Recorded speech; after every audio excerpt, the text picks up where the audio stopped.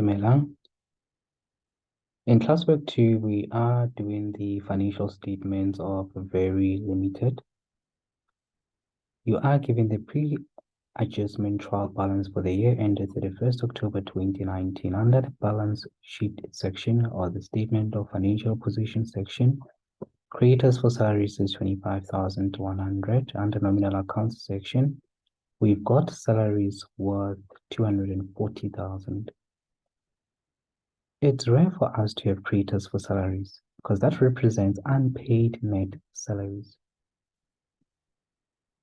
Then they explain to you as to why we've got 25,100 as creditors for salaries.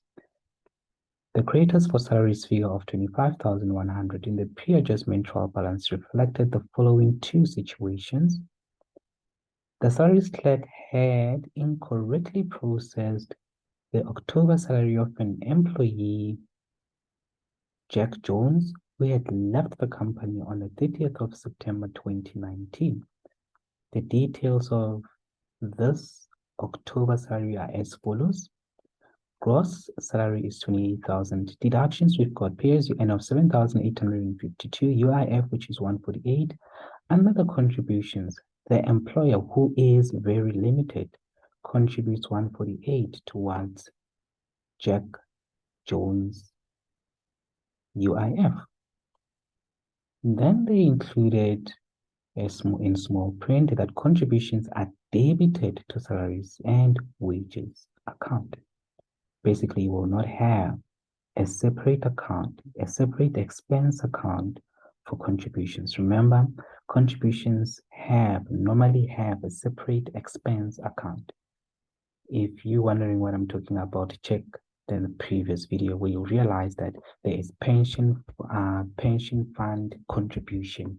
There is medical aid contribution. That is a separate expense account. Here we will not have a separate expense account. All the expenses, including the contributions by the employer, will be included under salaries and wages.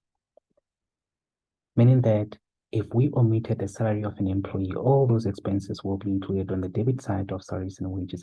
But here, guys, note that that's not the case. The salary was not omitted. Instead, it was erroneously included. So we need to exclude it. Meaning that all the general entries that we have done thus far, we need to do them, but in reverse. All right. Then in that second point, they tell you that the remaining salary was for an employee who required that his salary, October salary, only be paid on the 1st of November 2019. The payments to SARS and other various funds will only be made on the 1st of November 2019.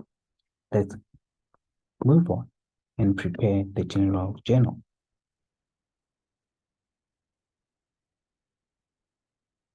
In the general journal, SARS pay as you earn. Normally we credit it because it represents what we owe SARS. In this case, we need to reverse that because it was erroneously credited. We need to reduce that liability. Since we increased it on credit side, now we are going to decrease it on the debit side by the 7,852.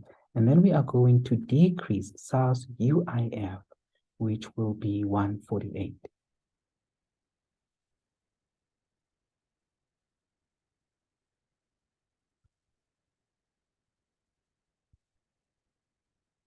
After doing that, we are simply going to reduce our creditors for salaries from 25,100 by 20,000 to 5,100. Our salaries and wages will also have to decrease, but because salaries and wages represents an expense, that expense will decrease on the credit side. Because when expenses increase, they increase on the debit side. Now, because they're decreasing, they will decrease on the credit side. That's the correction of error.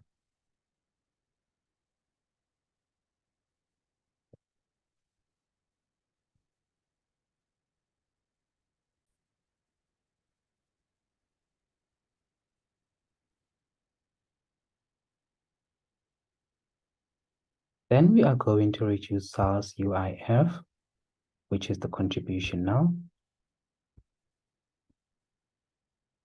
by 148, and reduce our salaries and wages again by that 148.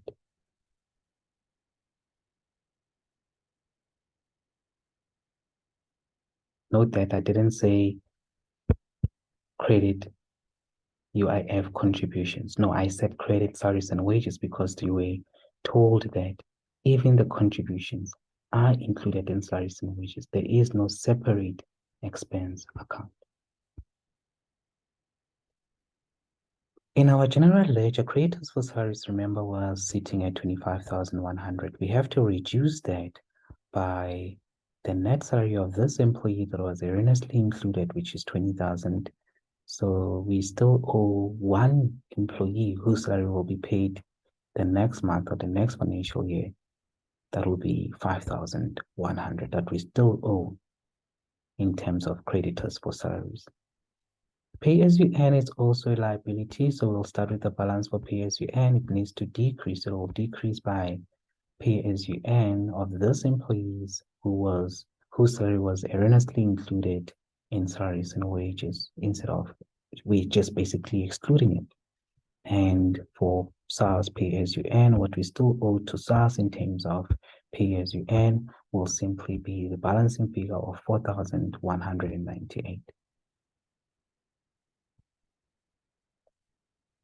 UIF, the balance that was given to you was 979. We have to exclude UIF contribution. In this case, it was basically UIF deduction of 148. That's why we have salaries and wages.